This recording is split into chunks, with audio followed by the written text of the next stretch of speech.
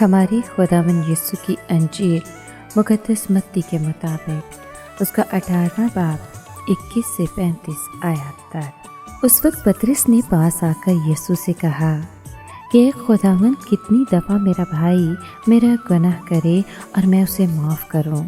کیا 7 دفعہ تک؟ یسوع نے اس سے کہا، میں تجھ سے یہ نہیں کہتا کہ 7 دفعہ، بلکہ 7 دفعہ کے 70 بار تک۔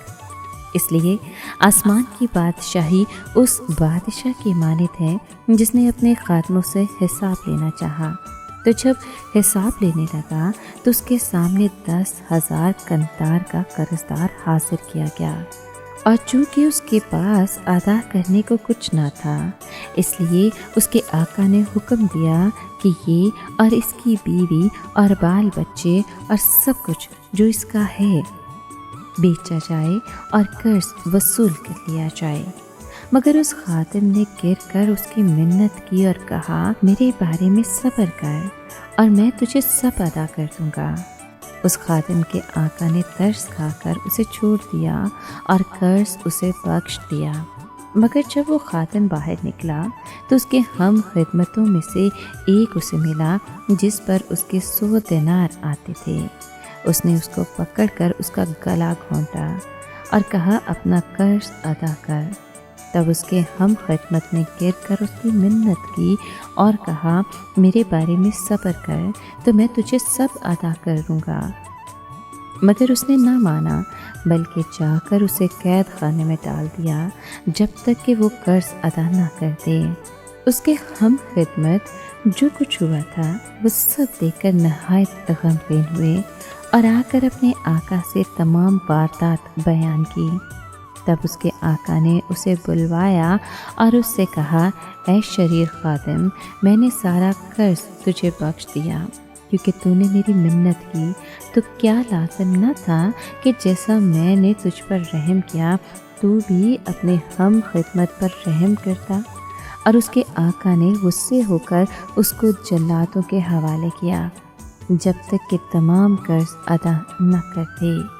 میرا آسمانی باپ بھی تمہارے ساتھ اسی طرح کرے گا اگر تم میں سے ہر ایک اپنے بھائی کو دل سے معاف نہ کرے۔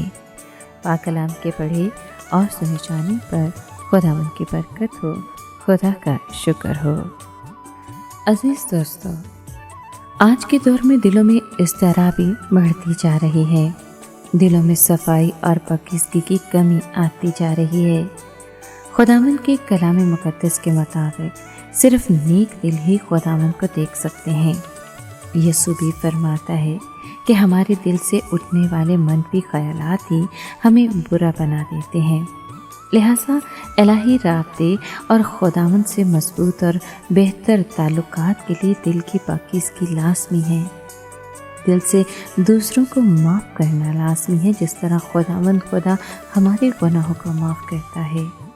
میرا روزہ میرے دل کی پاکیزگی کے لیے مجھے دعوت دے رہا ہے کہ خداوند کی آواز خداوند کے رابطے کے لیے مجھے پکار رہی ہے۔ خداوند اسی رابطے کے ذریعے اور میرے ارد گرد کے لوگوں کے ذریعے مجھ تک رسائی کرنا چاہتا ہے۔ میرے قریبی لوگ ہی میرے الہی رابطے کا سبب بن سکتے ہیں۔ کچلے ہوئے، رد کیے ہوئے لوگ، روتی ہوئی عورتیں، بھٹکتے ہوئے راہیوں کی مدد کرنے سے میں خداوند کے ساتھ اپنے رابطے کو استوار کر سکتا ہوں، کیونکہ خداوند سے رابطہ انسانوں کے ذریعے سے ہی ہو سکتا ہے۔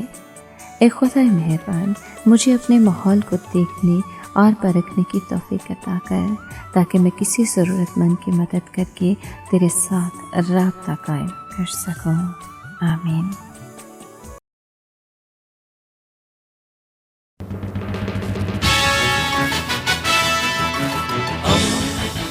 دوستی کا پیمبر، ریڈیو ویریتاس ایشیا۔